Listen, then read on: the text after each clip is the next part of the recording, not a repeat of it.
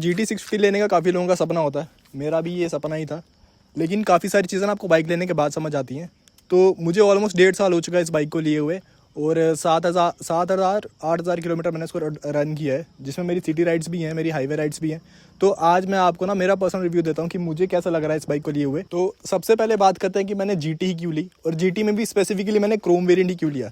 तो अगर मैं आपको मेरा पर्सनल बताऊँ, इसका जो क्रोम वेरिएंट है one of the top selling variant है, और इसकी जो लुक्स है अनबीटेबल है, इसके जो प्राइस रेंज है उसमें अनबीटेबल है। तो थोड़ा सा हार्ड रहता है इसको मेंटेन करना, क्योंकि इसमें जो क्रोम पार्ट है ये काफ़ी ज़्यादा गंदा हो जाता है अगर आप सिटी में लेके निकलते हो। तो ये अभी मैं क्लीन करके लाया था, तो इस पर डस्ट मिट्टी ऑलरेडी आ चुकी है। साथ में इसके जो इंजन पार्ट्स हैं ये भी थोड़े हार्ड रहते हैं मेंटेन करना। और सबसे बड़ी बात ना, इसमें ना अलॉयज़ नहीं आते, इसमें स्पोक व्हील्स आते हैं। सो बात करें इसकी इंजन की पावर की, तो जैसे आप सिटी में ड्राइव कर रहे हो ना, दूसरे तीसरे गियर पे जब आप इसका थ्रोटल ओपन करते हो ना, तब आपको फील होता है कि यार ये पावर सिर्फ नंबर्स में नहीं है, आपको एक्चुअली फील होता है जो आपको पुश मिलता है ना पीछे। और पीछे वाला बंदा अगर आपको नहीं पकड़ा होगा ना, पक्का गिरेगा वो। तो ये इसकी पावर है। और जो टॉर्क है इसमें, टॉर्क मैं आपको बताता हूँ कि अगर आप सिर्फ इसके पहले गियर में इसका क्लच छोड़ दोगे ना, तो ये क्रूज़ करती है बाइक ऑलमोस्ट 19 की स्पीड पे, 20 की स्पीड पे। और ये एकदम चढ़ाई ना ऐसे चढ़ जाएगी जैसे इसको बिना थ्रॉटल के चढ़ जाएगी। तो मैंने पर्सनली इस बाइक को ना ऑलमोस्ट 160-170 भगा रखा है। और ये इनिशियली जब मैंने ली थी तभी मैंने भगा दिया था एक बार। कोई भी इसमें वॉबलिंग इशू नहीं है। काफ़ी लोग इंटरनेट पे बोलते हैं कि इसमें थोड़ा सा बाइक हिलती है, रोड पे स्टेबल नहीं है। मैंने इसी रोड पे, जिस रोड पे मैं खड़ा हूँ ना, इसी रोड पे मैं तीसरे दिन ही लेके आया था, तो ऑलमोस्ट मैंने 160 टच कर दी थी। बिल्कुल भी वॉबलिंग इशू नहीं है, बिल्कुल भी ये बाइक कामती नहीं है। एकदम आपको प्रॉपर जो इसका वेट बैरिंग कैपेसिटी है ना, बैक साइड पे बिल्कुल प्रॉपर ये हैंडल होती है। तो बढ़िया मज़ा आता है इसको हाईवे पे भी क्रूज़ करने में। तो बात करें हम इसके एग्जॉस्ट नोट की, जो इसके स्टॉक के साउंड है वो भी काफ़ी स्मूथ है, लेकिन ना ये थोड़ी एग्रेसिव सी बाइक है, तो थोड़े से हमने एग्रेसिव इसमें एग्जॉस्ट भी लगा रखे हैं। RRP अभी फिलहाल इसमें लगा रखा हुआ है, तो इसमें काफ़ी लाउड हो जाती है जब आप पहले दूसरे गियर में 4-5 हज़ार RPM हमने रख रखी है दूसरे तीसरे गियर पे। तो ऐसा हो ही नहीं सकता कि आपको रिएक्शन ना मिले, लोग रोक देंगे गाड़ियाँ अपनी कि यहाँ से क्या गया है। तो इतनी लाउड है, इतना आपको मज़ा आएगा ये चलाने में। बहुत अट्रैक्टिव सी है, रोड प्रेजेंस काफ़ी बढ़िया है इसमें। एंड अगर आपने बाइक कहीं पार्किंग में लगा रखी है या आपने कोई भी स्टॉप ले रखा है, तो लोग आके पूछते हैं कि भाई ये कौन सी बाइक है और कितने सीसी की है, कितना प्राइस है इसका। काफ़ी सारी क्वेरीज रहते हैं इस बाइक के रिगार्डिंग। और काफ़ी छोटे छोटे बच्चे भी बोलते हैं जिनको ये पता है कि GT क्या है, तो आके बोलते हैं कि भैया हमें एक बार ना इसकी एग्जॉस्ट नोट सुना दो, या मुझे इस पर साथ फ़ोटो खिंचवानी है, या मुझे वो एक्सेलरेट करना है इसको। तो वो काफ़ी अच्छा लगता है जब छोटे छोटे बच्चे आते हैं या बड़े लोग भी पूछते हैं। तो वर्थ इट है ये लेने में, काफ़ी अच्छा एक्सपीरियंस रहता है उसके साथ भी। जो सबसे बड़ा इसका ड्रॉबैक है वो यही है यार, इसमें ना अलॉय व्हील्स नहीं आते। इससे जो कम वेरिएंट है उसमें अलॉय व्हील आते हैं, बट इसमें कंपनी नहीं देती है। तो पर्सनली मुझे ना ऐसे 3-4 एक्सपीरियंस हो चुके हैं जिसमें ना इसका जो रियर वाला टायर है ये 3-4 बारी पंचर हो चुका है, तो बहुत हालत ख़राब होती है उसमें। और ये कोई नॉर्मल जो टायर पंचर वाला है ना, वो इसको कोई हाथ भी नहीं लगाता, क्योंकि इसका जो टायर है ना ये पूरा निकालना पड़ता है इसके पंचर के लिए। तो चेन भी खुलती है, फिर इसके जो ब्रेक पैड है वो भी निकलते हैं, पूरी ब्रेक निकलती है यहाँ से। तो वो काफ़ी डिफिकल्ट रहता है अगर आपका ऐसे हाईवे पे पंचर हो जाए या कभी सिटी राइड में पंचर हो जाए, तो थोड़ा सा डिफिकल्ट रहता है। तो इसमें ना ट्यूबलेस टायर नहीं है, इसमें ट्यूब वाले टायर ही आते हैं। तो ये थोड़ा संभल के रहना पड़ता है, आप इससे कहीं पे भी लेके नहीं निकल सकते, तो उसका थोड़ा ध्यान रखना पड़ता है। और इसके अलावा इसकी जो हेडलाइट है उसका ना के बराबर तो रहा है। मुझे लगता है कि रॉयल इनफील्ड की जितनी भी बाइक्स हैं उन सब में ये इशू आता है। ऑलरेडी मैंने इसमें 2 फॉग लैंप लगा रखे हैं। ये मैंने इनिशियली लगा लिए थे क्योंकि मैं समझ गया था कि ये किसी काम के है नहीं।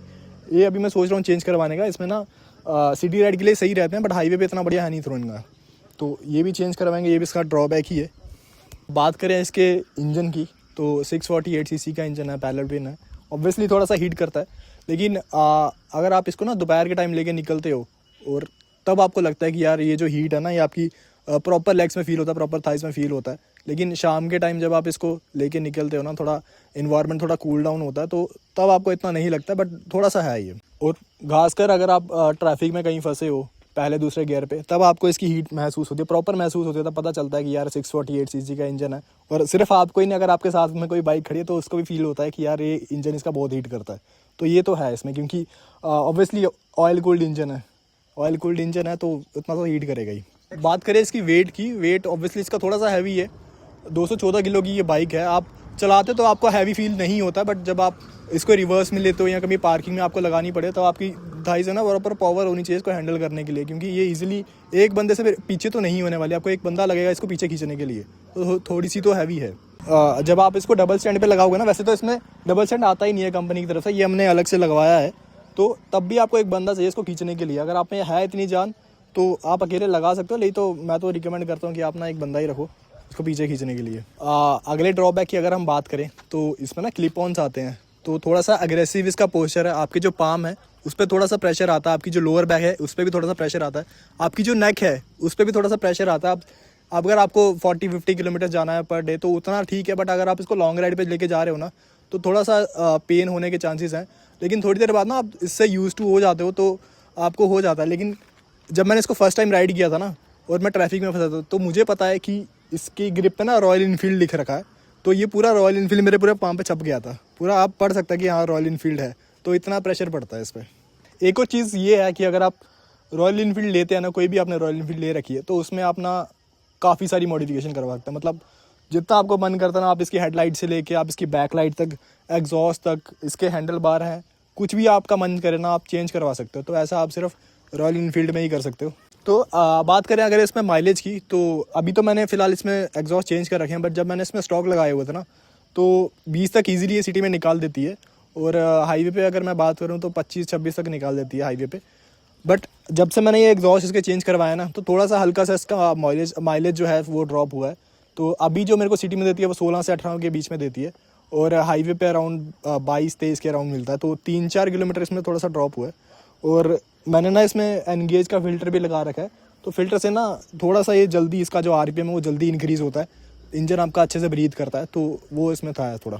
बाकी आपका ना राइडिंग स्टाइल पे ही डिपेंड करता है मोस्टली, तो क्योंकि हमने इससे 10-12 की भी निकाल रखी है। हम एकदम प्रॉपर रेड लाइन पे 7000 तक पूरा टच करके चलाते हैं, तो 10-12 तक भी हमने निकाला हुआ है। तो अगर आप इजीली क्रूज़ करते हैं 70-80 की स्पीड पे, तो इजीली आप निकाल सकते हैं 20 तक की माइलेज। सो बात करूँ किसको ये बाइक लेनी चाहिए, किसको नहीं लेनी चाहिए। सी, अगर आपकी प्रायोरिटी है कंफर्ट, प्रायोरिटी है माइलेज, प्रायोरिटी है आपके फीचर्स, या आपको डेली कम्यूट के लिए चाहिए, तो ये बाइक उस चीज़ के लिए नहीं है। ये बाइक एकदम फ़न टू राइड बाइक है, आपको मज़ा आएगा डेली वीकेंड्स राइड पे चलाने में। थोड़ा सा अनकंफर्टेबल है, मैं इसको बोलूँगा थोड़ा सा अनकंफर्टेबल है, बट आप ना इस पर थोड़ा सा यूज़ टू हो जाते हो तो ये थोड़ा सा आप मैनेज कर पाओगे इजीली।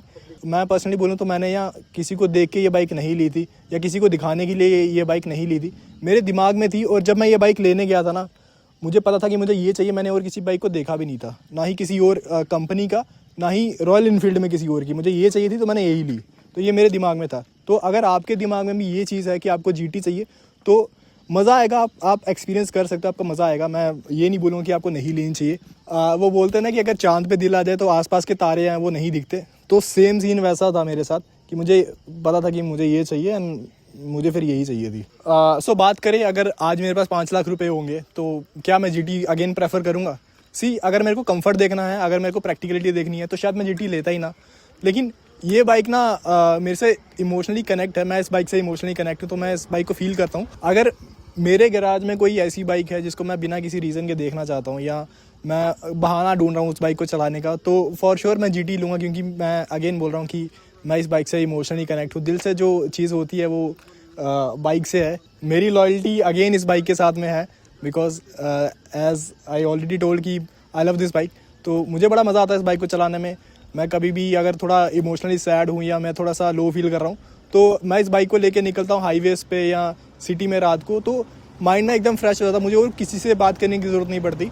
एंड कुछ चीज़ें ना आप एक्सप्रेस नहीं कर पाते वर्ड्स में, लेकिन जिन लोगों को पता है कि बाइक क्या चीज़ होती है, बाइक आपसे कैसे कनेक्ट होती है, आप बाइक से कैसे कनेक्ट होते हैं, तो वो लोग ये समझ पाएंगे कि यार बाइक होना कितनी बड़ी चीज़ होती है एक लड़के के लिए जिसके पास कोई और नहीं होता बात करने को, तो वो हमेशा यही करता है। तो ये था मेरा पर्सनल रिव्यू इस बाइक को लेके, क्या क्या मेरी एक्सपेक्टेशन थी इस बाइक से, तो वो ये चीज़ प्रॉपर फुलफ़िल करती है। मुझे कोई भी रिग्रेट नहीं है इस बाइक को लेके कि यार कंफर्ट नहीं देती है ये चीज़ के लिए। मेरा वो था ही नहीं कि मुझे उस चीज़ के लिए चाहिए, मुझे जो था वो मेरा फुलफ़िल हो रहा है, तो मैं एकदम सेटिस्फाई हूँ। And finally I love this bike. मुझे बहुत मज़ा आता है इसको राइड करके। तो अगर आपको इस वीडियो में थोड़ा सा भी एंटरटेनमेंट हो, थोड़ा सा भी आप इस चीज़ से रिलेट कर पाएँ, तो प्लीज़ आप सब्सक्राइब कर देना और यूँ ही फॉलो करें, मज़ा आएगा।